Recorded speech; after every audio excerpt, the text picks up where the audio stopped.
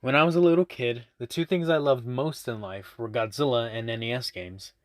So, naturally, when Godzilla Monster of Monsters came out, it was like a dream come true. Well, almost. To sum it up, most of the game revolved around getting through very repetitive outer space levels while smashing up tanks and jets, and then fighting against Godzilla's monster enemies. Overall, it was pretty mediocre, but back then I didn't care. When I got the game as a present for my 10th birthday, I played it night and day as much as I could. Unfortunately, I had traded the game for Amagon about a year later, much to my regret when I found out what the game was actually like. Recently, I had bought a new NES system. Through a lot of hunting and asking around, my friend Billy finally managed to find a copy of Godzilla Monster of Monsters. I was pumped to play my favorite childhood game, and it never occurred to me to ask where Billy found it. He also gave me some other games like Legend of Zelda, Bomberman, and some stupid thing called Action 52, but Godzilla had come first. So I started the game, and the nostalgia came flooding back like a tidal wave. Godzilla's 8-bit theme song flooded proudly through the speakers, and I was soon grinning like an idiot. Some people laugh at me for playing such outdated games, but I've never had as much enjoyment for any other games other than those on the NES. Those 8-bit games take me back to when things were much simpler, more safe. But after what's happened with this game, I don't know if I have those feelings anymore. I had forgotten how quick the fun of smashing things with Godzilla wore off in the scrolling levels. The game bombards you with bullets and things crashing into you from every direction, and you're too big to avoid most of them. Although my excitement had worn down some, it wasn't long at all before I got to my first boss battle. My first opponent was Ghidorah, an obscure squid kaiju who had never been in a Godzilla movie. The most annoying thing about fighting Ghidorah is that he always backs you into a corner and starts smacking you with his tentacle, and you're unable to move until he gets off of you. This move doesn't do any damage, but it can stall you until the timer runs out and you have to start the fight over, and he regains some health. It's as annoying as it sounds, and of course, he did it when I fought him.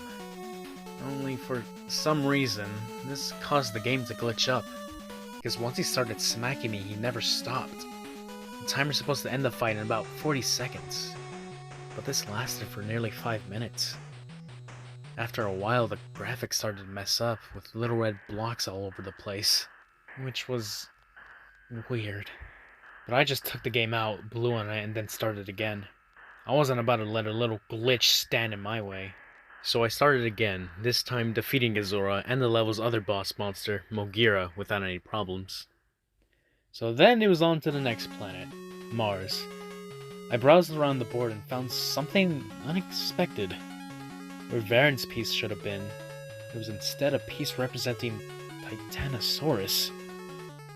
There were only 10 kaiju in the game, and Titanosaurus was not one of them. Or so I thought? Perhaps Titanosaurus was originally intended to be in the game, but was swapped out with Varen for some reason? So I began to feel really excited. Not only was I playing my favorite game, but I was playing a prototype of some sort of a new monster. Needless to say, I ran through the levels as fast as I could to see Titanosaurus in action. Fought Ghidorah again, and beat him before he could do his tentacle smack, but this time the glitch started happening when he died. Ghidorah's sprite didn't sink to the bottom, but instead seemed to be devoured by the glitch, and his eyes started randomly spawning all over the place. I know now that these glitches with Ghidorah were my first warning sign that something was very wrong with this game. But foolishly, I ignored it. I proceeded to fight Mogira, who this time had a glitch of his own. Mogira was twice the size he should have been, which startled me. He was also considerably harder to beat than usual, which is to say not at all. But soon I had defeated him, and when he died, yet another glitch happened. This happened extremely fast, so I was lucky to get a screen cap of it at all. But what happened was, the giant Mogira sprite started to shatter and melt. Also, if you look at the garbled text at the right corner of the screen, you'll notice what appears to be a bird in the cage. I still have no idea what that meant. At this point, I was about to fight Titanosaurus, and I was worried as to what kind of glitches would happen this time. But to my surprise, Titanosaurus looked just fine, Although all of the game's bipedal monsters were the same height, Titanosaurus was a bit taller. But since Titanosaurus actually was taller than Godzilla in his film debut, I thought this was pretty cool.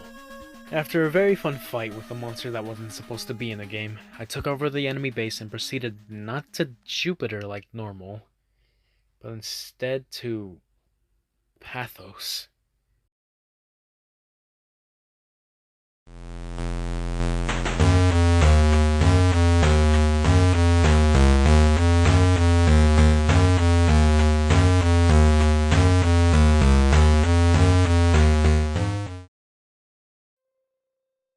Pathos was the same as Jupiter in layout, except the board was dark blue rather than green.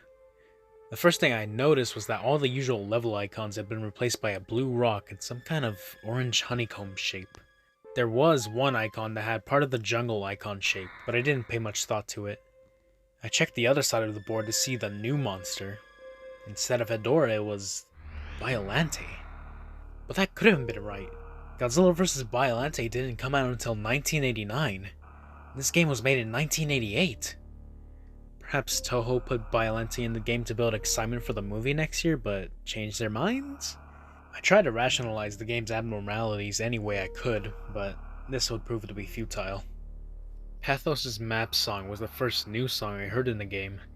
Like most of the new songs, it was hard to describe, but I'll try. It started out slow and suspenseful, much slower than any song in the game. But every 12 seconds or so there would be some loud clashing sound, and the tempo changed. It was like the composer randomly played parts from 5 different songs with the same instruments. I moved Godzilla to one of the many blue rock icons that had replaced the jungle icons, and started the level. The level resembled a blue mountain range with a blood-red planet in the sky. But there was something odd about the mountains. They had a shredded paper look to them. I thought at first maybe the glitch had affected it, but it looked far too intentional. I quickly noticed something else about this new level. There were no enemies at all. Not even any obstacles. I should also mention that this is where the point meter started to become glitch beyond comprehension, but it didn't bother me much. I never keep up with game points.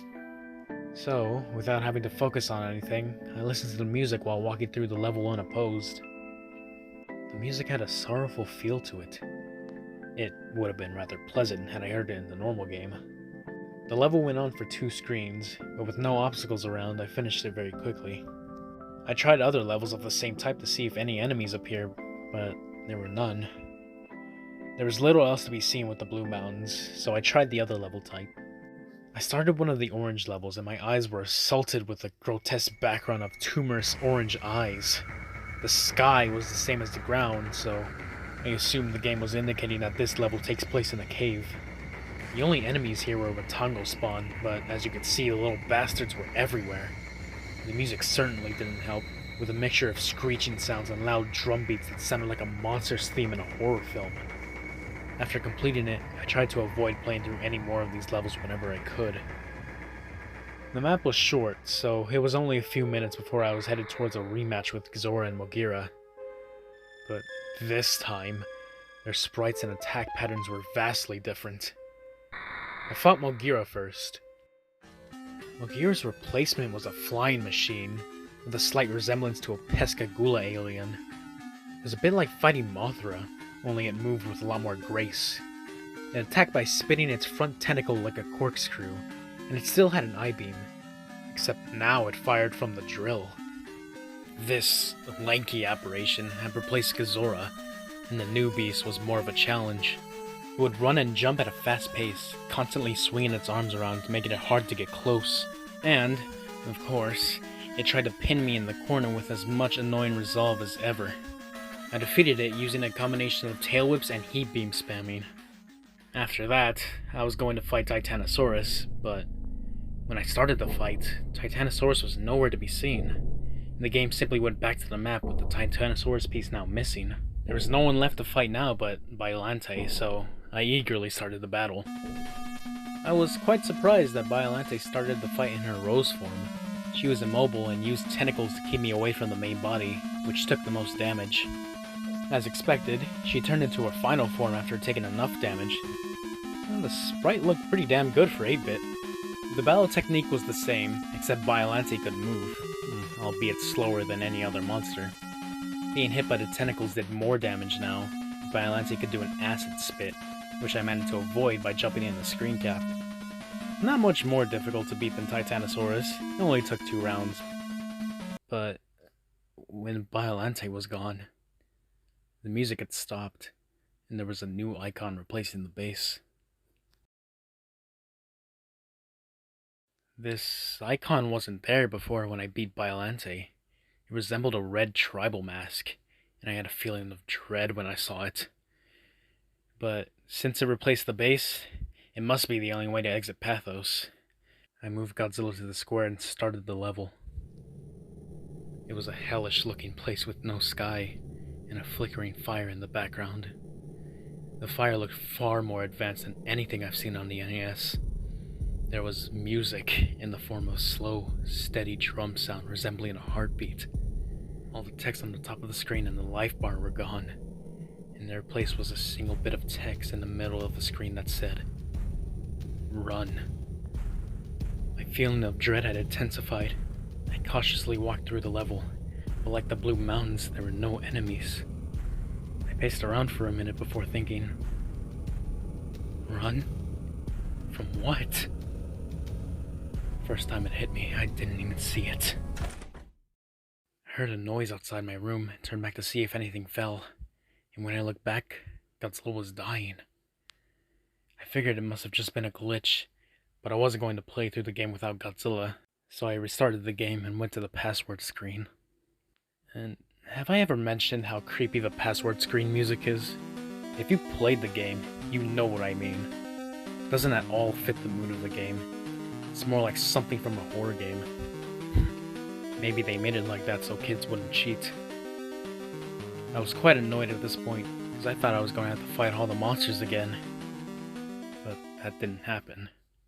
The game started me off right where I was before I started the red face level. So I tried again, making sure to pay attention this time. That's when I heard a low bellowing sound.